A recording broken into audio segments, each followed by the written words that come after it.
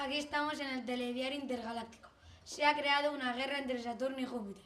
Júpiter ha lanzado un misil y ha desviado uno de los satélites de Saturno. El satélite se ha estrellado contra otro llamado Atlas. Rápidamente, los restos de satélite se han juntado y han caído sobre Neptuno como si fueran un meteorito. Nuestra corresponsal Irache Gandón está con Solaris, uno de los científicos de la NASA. Gracias, Ander. Hola, aquí estamos con Solaris. Hola, Solaris. Hola. ¿Habías visto alguna cosa tan extraña como has visto hoy entre los satélites? No había visto una cosa tan extraña. ¿Habéis averiguado algo más sobre la guerra y sobre los satélites? Sobre la guerra no mucho y sobre los satélites no. ¿Conoces a alguien que haya visto alguna cosa tan extraña? La verdad es que no.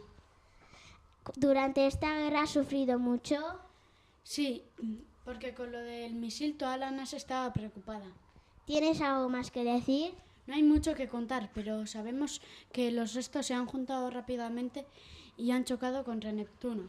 Muchas gracias por haber respondido a estas preguntas. Adiós. Adiós. Sí, nos acaban de confirmar que la guerra entre Saturno y Júpiter ha acabado. Ahora les pasamos con los deportes con Leire Bidondo.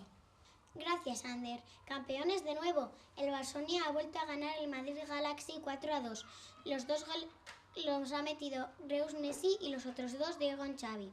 En el otro equipo, Madrid Galaxy, los dos goles los ha metido Sergi Lun Ramos. Y entre todo el lío, nuestra corresponsal Irache Beaumont ha conseguido entrevistar a Reus Messi. Adelante, Irache. Gracias, Leire. Hola, aquí estamos con Reus Messi. Hola, Messi.